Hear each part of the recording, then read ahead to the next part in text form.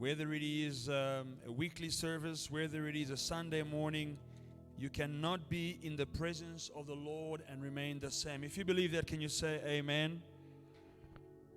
Tonight we're going to share the word, and I want us to open our Bibles quickly in the book of Genesis 12, verse 1 and 2. And I'm going to speak about two triggers of blessings. Two triggers of blessings in our lives. Bible says, "Now the Lord had said to Abraham, get out of your country, from your family, and from your father's house, to a land that I will show you." Verse 3,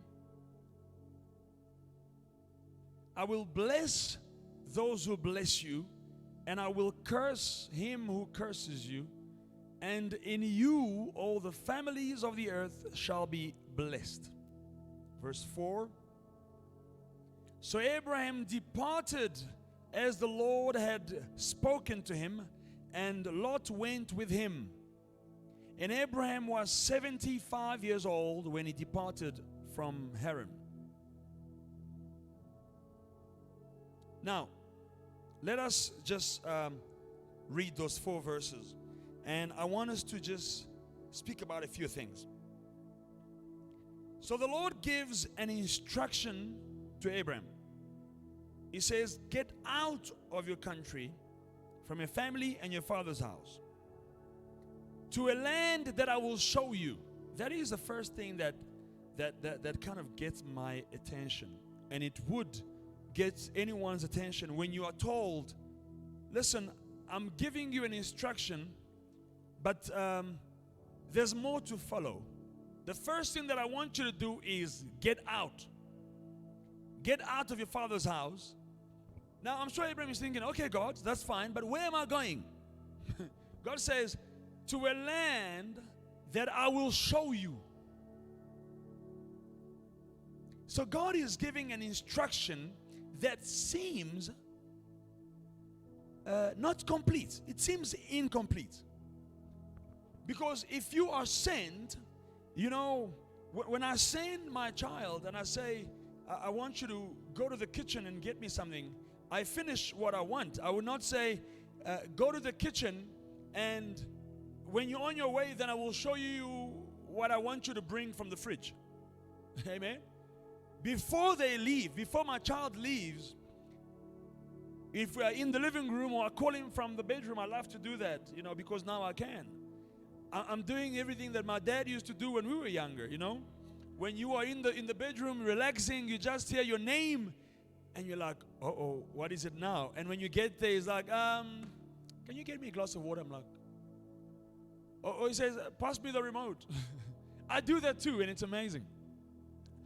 I do that too now with my children. I'll be sitting in the lounge and the remote is a little bit too far, you know? And I'm like, I can get up and get it, but I've also got children. So, Jaden, Daddy, he comes on like, please pass the remote. You know, or can you go to the kitchen and get me a glass of juice or whatever it is? So I do that with my children, but my point is, when I send my son or my daughter to the kitchen, I give them the full instruction. Go to the kitchen. When you get there, you will open the fridge and I left my drinks in there, or bring me a glass of water. Don't make it too cold. Mix it with tap water or whatever it is. So when he comes back, he knows exactly that I'm going to the kitchen, I'm going to get a glass, get water, and come back to dad, right? But in this case, God says, get out of your country, get out of your father's house, and go to a place that I will show you. So Abraham is leaving, not really knowing where he's going. Amen? He is leaving, but not knowing where he's going. Now, my question is to you, how many of us would actually do something that God instructs us to do without really understanding? How many of us would do something without understanding? How many times has God spoken to you and told you to do something you don't understand, therefore you didn't do it? Because it doesn't make sense, right? I mean, that's how we are. Human beings want things to make sense. Amen? That is why there's a big debate on whether I should take a vaccine or not. For some people, it makes sense to take a vaccine. For some people, it does not make sense to take one, and therefore they say, to me it doesn't make sense, so I won't take it. Some say, to me it makes sense. So people want to understand why they are doing something. Amen? People want to understand, why should I leave my country to go to that country? They'll tell you, I'm leaving my country to go to Canada because they said in Canada, when you get there, they'll do this for you. They'll give you papers. You'll get a house. You'll get a job. And after a certain time, you become a citizen. It makes sense. And they say, you know what? This makes sense. That's why I'm going. Very seldom you get people who just wake up and say, I don't know where I'm going, but I'm just going. Every morning when you wake up, you've got a plan, I hope, that, I'm going to that place because I need to drop up my CV and hopefully I'll get a job. You go to work because you want to get paid. Everything that we do needs to make sense to us, right? Now, God is saying, I want you to leave your father's house. I want you to leave your country to a land that I will show you. That doesn't make sense. And I put myself in Abraham's shoes and I'm like, if it were me, and I want to ask you, be honest with me. If it were you, would you do it? Maybe you say, yeah, I'll do it. No, you won't. Honestly speaking, I don't think I would. Would you do it? No, I wouldn't do it. God says, leave your father's house. Okay, leave your country. It means he's leaving everything he knows. His relatives, his friends. He's leaving everything, and he says, go to a land that I will show you. In other words, you might not know where you're going, but it's okay. Leave everything behind. I would probably question God 1,000 times and say that is not God, because God is not a God who will tell you things that don't make sense. No. What I want you to understand tonight is God will sometimes give you instructions that do not make sense. Your duty and my duty is not to process what God is saying, but rather to do it even without understanding. So God says, get out and leave the land to the land that I will show you. It is confusing, it is foolish, it doesn't make sense. And then in verse 2, it says, I will make you a great nation after you leave your father's house. The instruction is leave your father's house and leave your country. Then it says, I will make you a great nation. Now, these are the blessings. Remember, I told you that my title is Triggers of Blessings. Verse 2 are the blessings and the promises. I will make you a great nation. That is a great blessing. That is multiplication, fruitfulness. Amen? Because he's talking to a man who doesn't have children. Amen? I will bless you and make your name great. If God makes your name great, it means that you are an influential person. Amen? And you shall be a blessing. It means you will be so blessed that you'll become a source of blessing. I will bless those who bless you and curse those who curse you. Let me stop there for a minute. We all pray this prayer. Lord, you said you will bless those who bless me. You'll curse. It is not for everyone. It is for those who obey the promises. There was an instruction first to leave, to depart. Listen, beloved. There will be times in our lives where God will instruct us to leave everything that we know for something that we don't know. But I will guarantee you that the thing that you don't know is better than what you know. Because God tells him, leave everything that you know. I'm about to do something big for you. But God always has a reason why he wants us to do certain things. There are certain people that you will have to leave before God blesses you. There are certain environments that you will have to leave before God blesses you. there's sometimes it's when you leave a friend that things begin to work. Sometimes it's when you move away from a certain neighborhood that things begin to work. God will always instruct us to abandon and leave certain things around us when He wants to take us to a higher place. Amen? Now listen. The first thing God did was God gave an instruction. After the instruction comes the promise of the blessing. And then look at what happens in verse 4. In verse 4. So Abraham departed as the Lord had spoken to him. Hallelujah. I'm going to stop there. So God gives an instruction. God gives a promise of the blessing. And what does Abraham do? Man, there's a reason why Abraham is our father in faith, and we need to emulate and imitate what he did. So Abraham doesn't turn around and say, Lord God, listen, you are sending me to a place. Can you at least show me the whole plan before I can understand where am I going? So listen, when I get into my car, what am I putting in the GPS? Amen. Nowadays we've got GPSs. So when I leave my house, what am I putting in my GPS? What address am I putting on? I'll show you. Just drive. Which direction? Imagine leaving your house and you say, okay, do I go north to Pretoria? Do I go east? Do I go Free State, Bloemfontein? Do I go Northern Cape? There's N1, there's M2, there's N3. Do I take the N4 to Mpumalanga? Where, Lord? God says, just drive. We will see in front. And Abraham, after getting the instruction, what does he do? He says, okay, Lord, let's go.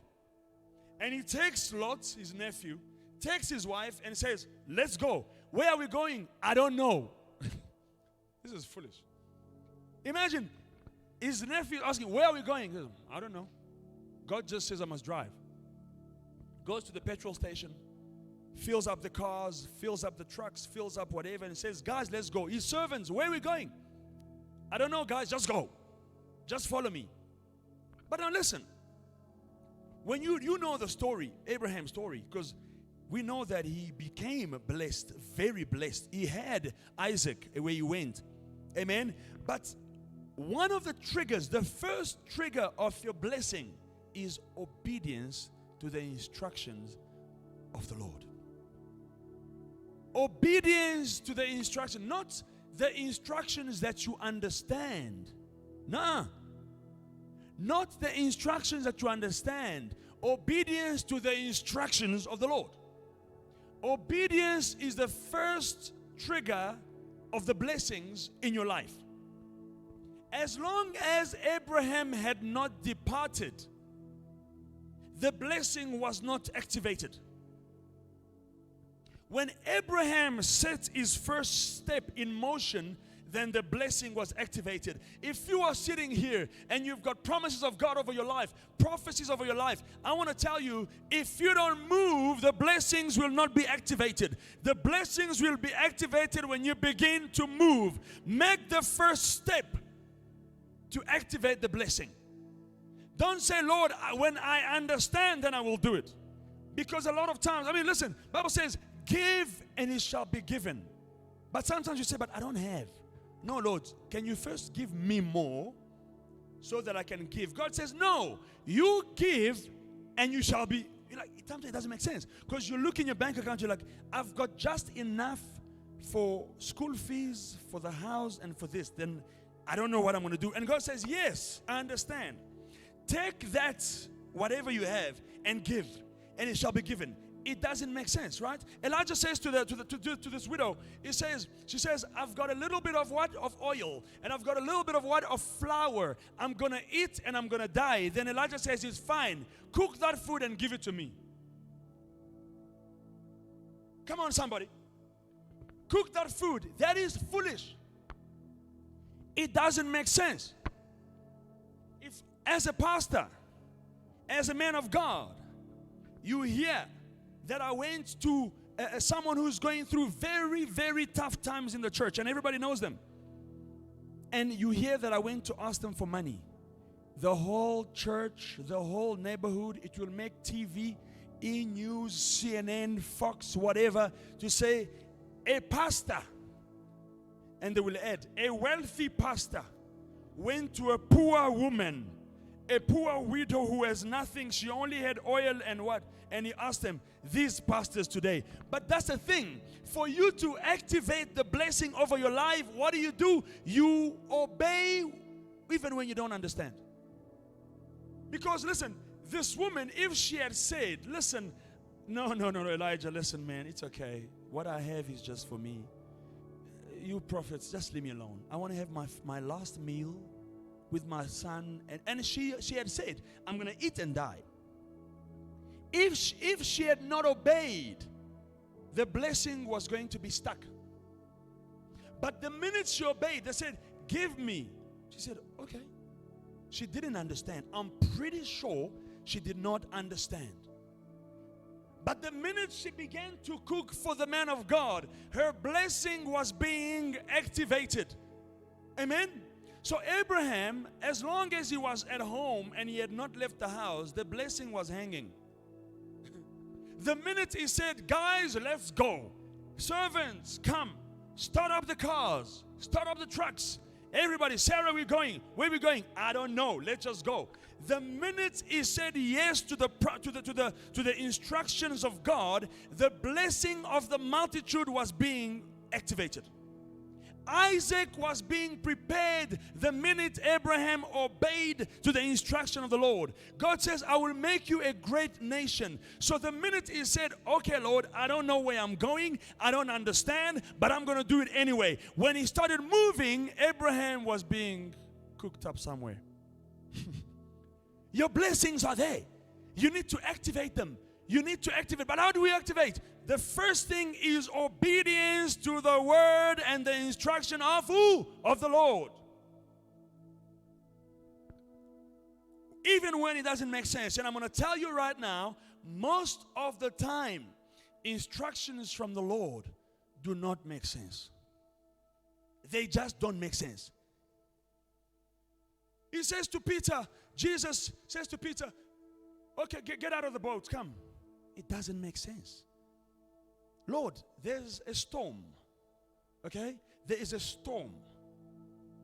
The waves are tossing the boat left and right. And you want me to get out and walk on water. No one has ever done that. It is insane. Every time you will think that, no, Lord God, this is insane. This is too foolish. No, Lord, it is okay. The only one who suffers is you.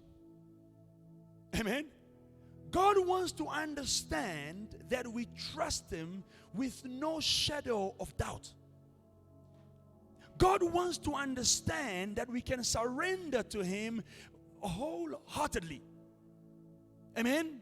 God wants us to be like babies who don't question, when you are carrying me, what exactly do you want to do? No. A baby will be carried by you and will sleep. There's a reason why babies sleep in the father's arms or the mother's arms, because they trust. They don't wake up and say, are you going to drop me now? They know that when I cry, I will get food. They have faith that mommy loves me. She will give me food. She won't leave me alone. If I just cry a little bit, they'll pick me up. They have faith that if you say, you pick them up, water, juice, this. They have faith that if I cry, you will give me. Can you, my brother and sister, have faith that God is able to do it even when it doesn't make sense? Even when it doesn't make sense. Our father in faith was given an instruction that was foolish. But you know what? Verse 4 says, and Abraham departed. Not, and Abraham went to consult with the elders, with the friends, with his best friend, and say, listen, what do you think? I heard a voice saying I must leave. What do you think his friends would have told him? My man, come on, you grew up here. You can't leave. That wasn't God. That was not God. Amen? The blessings are activated when we obey the instructions of the Lord. Number two, another trigger of blessings is, now listen, it is one thing to say, I obey. And us Christians, we're very good at that. I obey. Obedience is not in your heart. Obedience is in the action. So your actions demonstrate your obedience to the instruction. Amen? Your actions demonstrate your obedience to the instructions or your disobedience to the instruction. So you've got 1,000 rand left in your account right now. That's all you have until payday. Payday is the 28th. 28th is in 4 days, I think. And you've got 1,000 rand, you know that, you know what, 500 is for petrol until the end of the week, and then that's for food, what. And I said to you, listen, the Lord is telling me, you've got 1,000 rand, give it in the basket. You're like, that's all I have to live. Exactly. God knows that that's all you have, but He wants to change that situation. He wants to change your situation. That is why He's saying, give it to me. He's not asking you because He needs it, but He's asking you to see whether you trust Him. That's what God is doing. God usually gives us instructions to test our faith. That's all. God will not ask you for money because He wants money. Listen, God does not need money. We need money. God doesn't. But usually when you say, the church says, we need money in the church, it is God speaking because He wants to trust, He wants to see whether you trust Him. Who wants to have a spouse, a child, a friend who does not trust Him? If you overheard your friends talking about you and say, I don't trust him, you would end that friendship. If you heard your wife or your husband saying, I don't trust her, you would probably end that friendship, because it is a friendship that is based on a lack of trust. Trust is a foundation. Trust is the foundation of a friendship. Trust is the foundation of a relationship, right? Now, if you will disown a friend because they don't trust you, how much more God? How much more God? You call yourself a child of God, and I have faith, but God will ask you and say, listen, it is month end, we need to pay this, give your last. You're like, no. If I give the last I have, how will I survive? And God is saying, I want to show you that the 1,000 rand will not take you till the end. I'm the one who sustains you, not your money. I'm the one who sustains. And God showed us this, many of us, during COVID. During COVID, God showed many of us that Jehovah Jireh is not your job, because there was no job. Their jobs were closed. Companies shut down.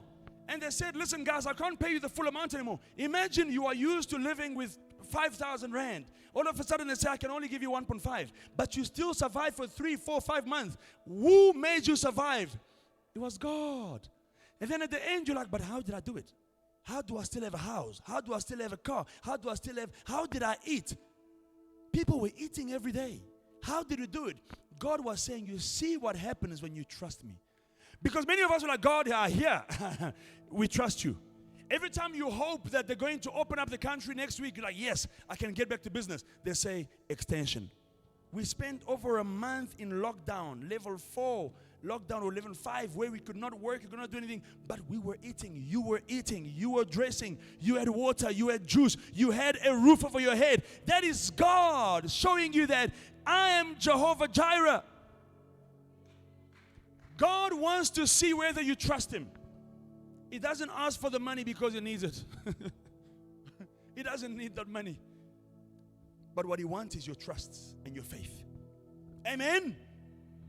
Once you obey, you cannot say with your mouth, I obey, without action. Amen. So the two things that will trigger a blessing is obedience and action.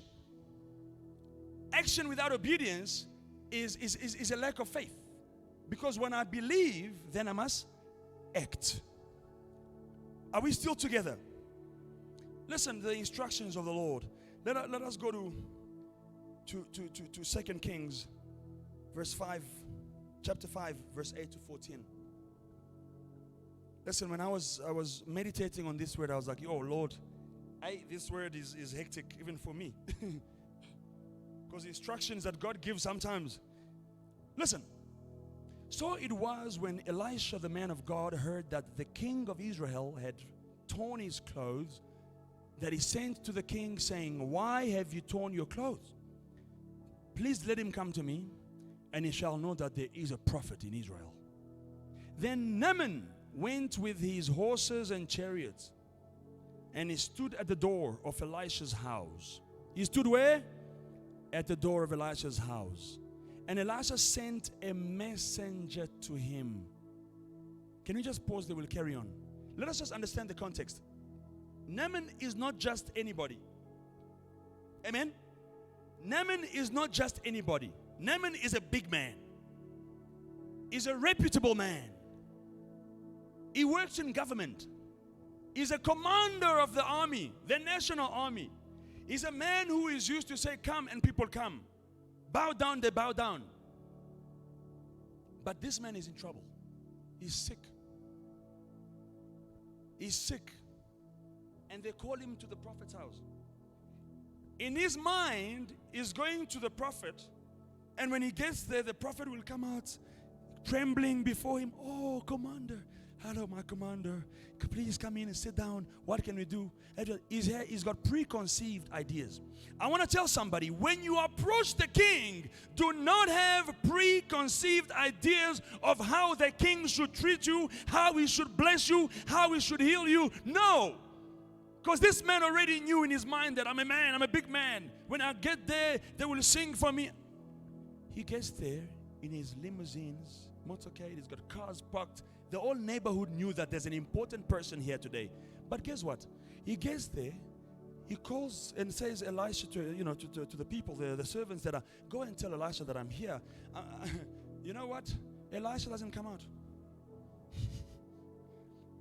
He doesn't come out. He sends a servant and say, "Go tell him." Oh, come on, I want to tell somebody, don't come in this place and carry your dignity and think they must. No, in the house of the Lord, your dignity falls away. In the house of the Lord, there's only one Lord. In the house of the King, there's only one King. In the house of the King, all our thrones must come down. It doesn't matter whether you are a CEO or it doesn't matter whether you are an MD. It doesn't matter how many millions you've got. In the house of the Lord, those things don't matter. Take off your crown. This man didn't take off his crown. He got to the house of Elisha. I'm sure he didn't come out of the car. He was like, "Yeah, go tell him I'm here. Go tell him I'm here." And then the servant comes and says, "My man, sir, he said you must go." I said, "Huh? Okay, let's carry on reading. Let's carry on reading." So Elisha sent a messenger to him saying, "Go and wash in the Jordan 7 times, and your flesh shall be restored to you, and you shall be clean."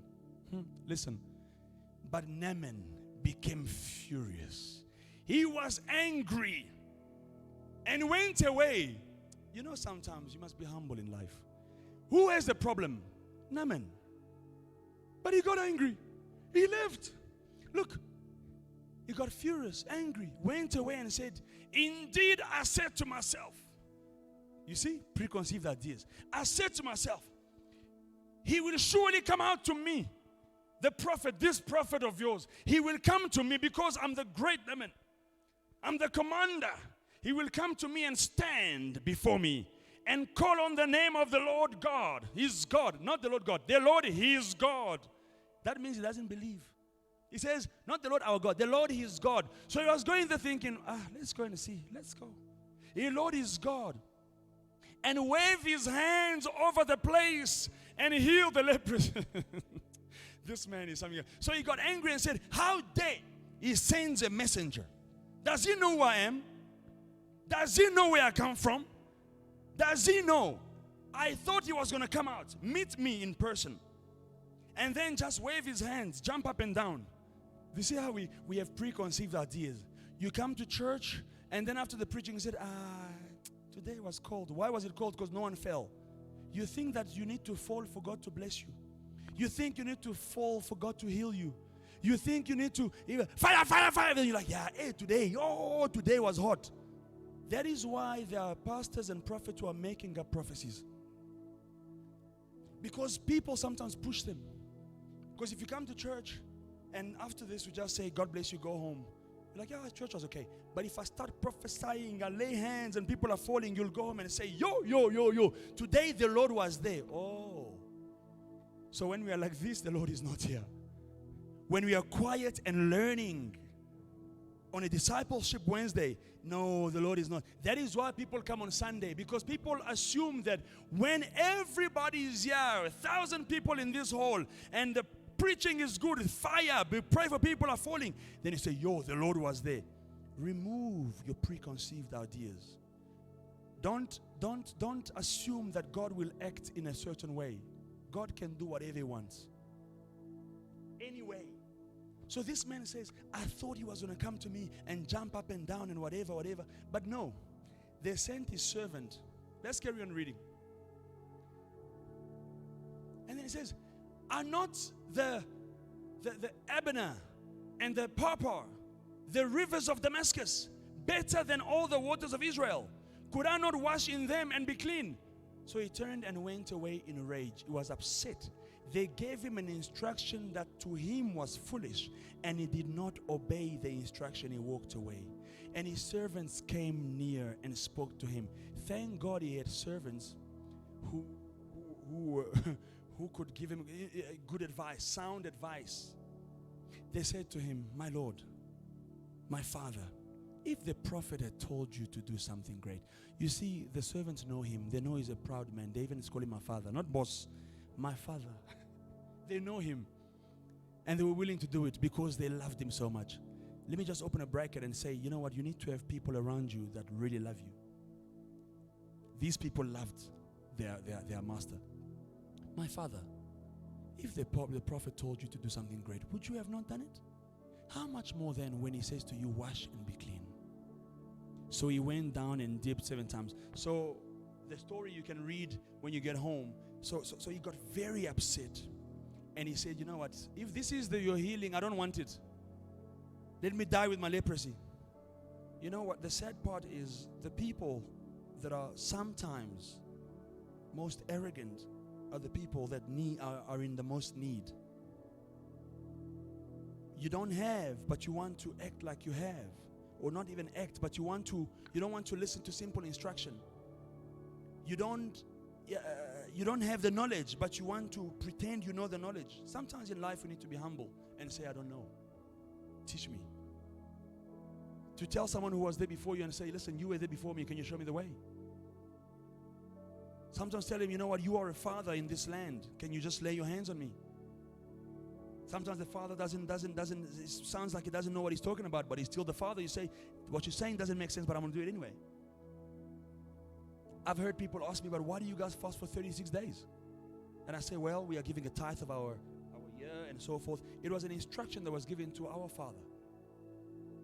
36 days, why? You can do 1 day. You can do 21 days like others. We can do 1 week. No. You can do 40 days. Why 30? Why 36? Let's do 40. Let's do. It was an instruction that was given to our father, and the father gave it to us. Sometimes doesn't make sense, but we're going to do it anyway. Today we eat vegetables. Tomorrow you eat. Why? Let's just, we just obey without understanding, because we know that, listen, I don't understand, but I'll do it anyway. That is called obedience. It is your obedience that will trigger your blessing. So this man, the blessing was locked up somewhere. Naaman's healing, it was locked up and just waiting to be activated. And he almost missed it because he got so upset. He got so upset because he was an arrogant man, a pompous man who thought too much of himself. He wanted to walk away. You know, pride is something that can kill you. Because if he had not obeyed, he would have died with leprosy. Let's be honest. If he had not obeyed, he would have died. He says, no, it's fine. I'm going back. So he wanted to go home and die, then obey to an instruction that would potentially heal him. No, I can't do that. A man like me, I must go down in the river. A dirty river. I must go down, a man like me. I assume this man was not a small man. He was a big man. He was eating nice. So he probably was, he had a big belly. And he was a bit, He goes down 1. I must go down 1. Come out 2. Come out 3. I'm not doing that. Not a man like me. But his blessing, his healing was locked up and just waiting to be activated by his obedience to the instruction that seemed foolish. How many of us today are sitting and our blessings are not activated because you won't obey the word of God? Because you won't obey the instruction of the Lord. It is hanging there. And you know what you need to stop doing. You know what you need to start doing. But you won't do it. How many times the Lord has told you you need to serve, but you are sitting there, you don't want to serve? How many times you're sitting there, the Lord's, you are needed in the praise and worship. You are needed in the intercession team. You are needed wherever, but you won't do it. Nah, not today. You are your own enemy when you refuse to obey to the instructions of the Lord. When the Lord has given you an instruction, obey it.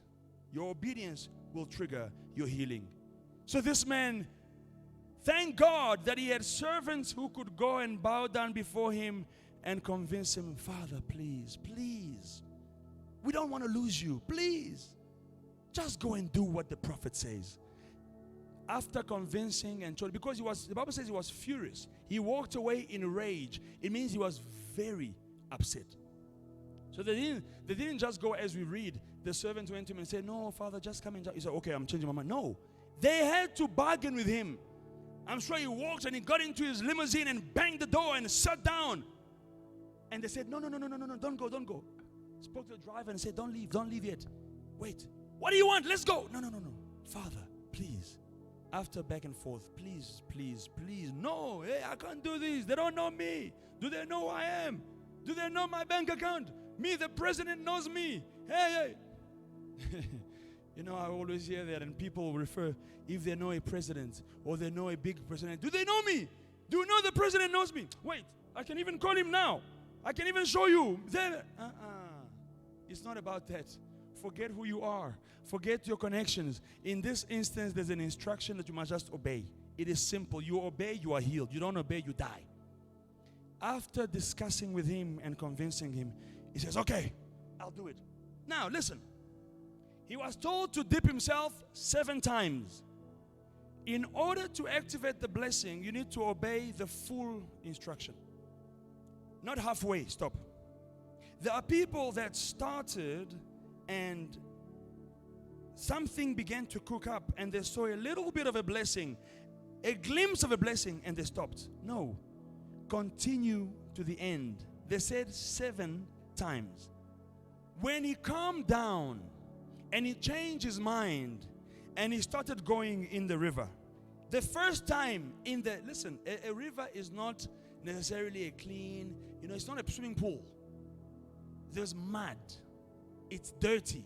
You are going there and you are coming out not only with mud, but you are coming out with old socks and old leaves, and you are all dirty now. He goes back inside for the second time and he comes out dirty. He could have looked at himself and said, listen, I've been there twice. I'm tired of going in and out. Twice, and I look at myself, nothing is happening. And sometimes when you are obeying the instructions of the Lord, life will seem tougher than it was before. If he was losing fingers in his years of leprosy, maybe he was losing once a week, he loses a finger. On that day, when he's obeying the instructions, you can lose all your fingers. It's getting worse instead of getting better. He goes in the second time, nothing happens. The third time, nothing happens. What he thought is that nothing was happening. But the reality is, the minute he obeyed, he triggered his healing. The healing already started happening when he chose to obey. When he said, okay, I'm going to go, and he put his first foot in the water, he was already healed. But he couldn't see it yet. The manifestations of our blessings are progressive at times. I think Pastor Serge spoke about that last time, about the man the blind man who could see trees, men as trees, and how his healing was progressive. He was healed, but when he opened his eyes, he could see men as trees. Amen. Manifestations of blessings sometimes are progressive. But the thing is, when it is happening, we don't see it. The man was already healed. The minute he obeyed, he was healed, but he could not see it yet. But now for you to see it, you need to obey the full, what? Instruction. It is just like going to the doctor and the doctor says, listen, you are on antibiotics. And the doctor will tell you, take this for 7 days. You take it for 2 days and you're fine. Don't stop.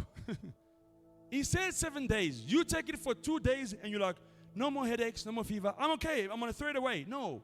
He knows why he said 7 days. Don't stop in the middle. Carry on till the end.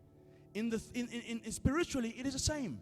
When God gives you instructions, obey till the end. So he goes, 4th time he comes out. Apparently nothing. 5th time, apparently nothing.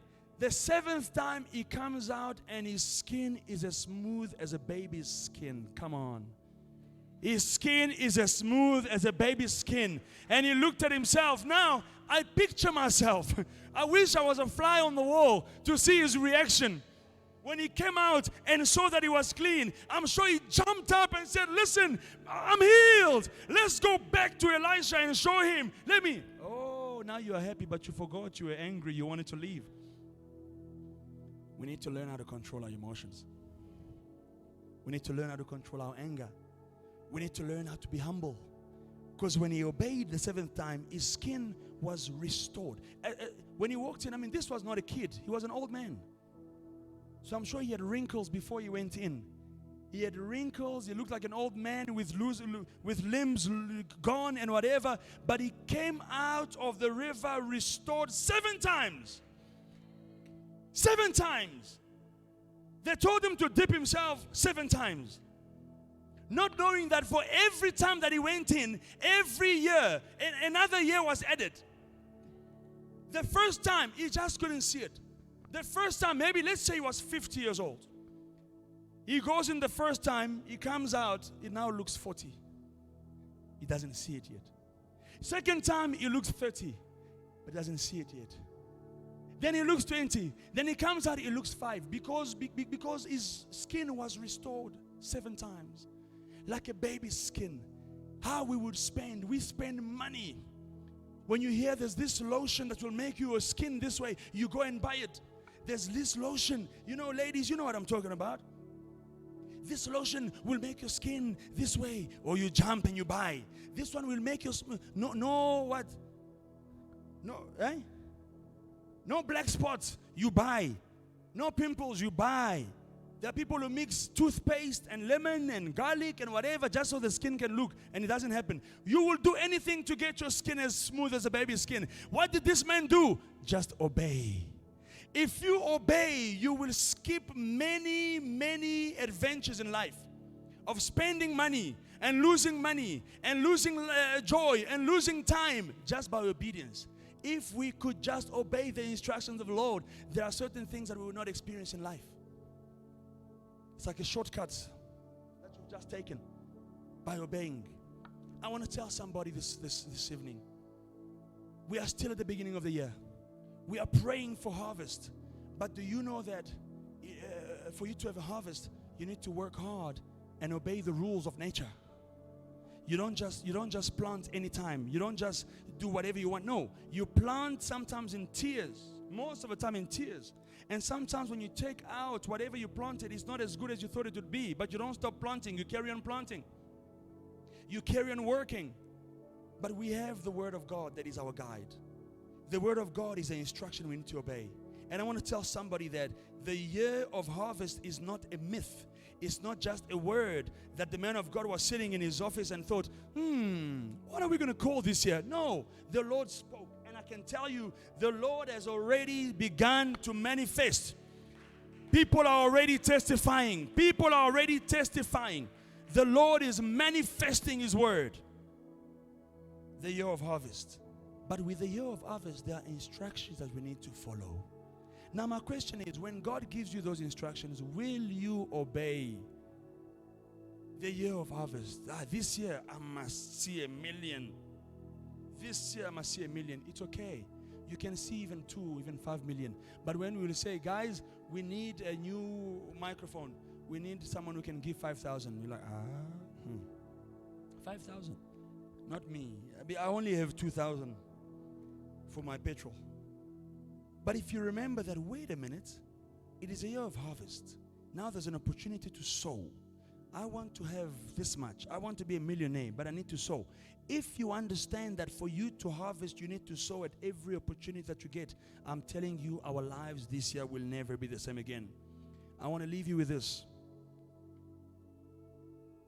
You know, the other day, one of the farmers that we work with sent a message and said, you know what, guys, don't waste your money coming and buying this week. Because there was so much rain that when we went to harvest, the potatoes that we harvested were not good enough. The skin was peeling off because there was too much rain. So if you buy, what happens is if you buy it like that, it won't last long because the skin is already peeling off. So the minute you start traveling in the heat, it will rot. He says, don't come and buy. Rather wait for the next harvest, next week or when the rain stops. And I sat there and I started thinking to myself, these people spent money sowing. But when they went to harvest, it's not what they expected. So that means to an extent, they made a loss, an apparent loss. I want you to be mindful of the fact that there are seasons when you are sowing and you are a farmer. Sometimes you will not necessarily harvest what you were expected to harvest. But the next week, he said, guys, we are back on track. Everything is good. Place your orders. Come and get your orders. So last week he was crying, but just the next week, he was smiling. When he cried, he didn't stop. He carried on sowing. He said, this didn't come out the way I expected it, but it's okay. The next harvest will be better. And he sowed some more. I want to tell somebody, don't stop sowing this year. Even if sometimes you harvest something that doesn't look like what you expected. With God, the harvest will surely come. Maybe not the way you expect, but it will surely come. Obey the instructions of the Lord to trigger your blessing. May God bless you. Amen.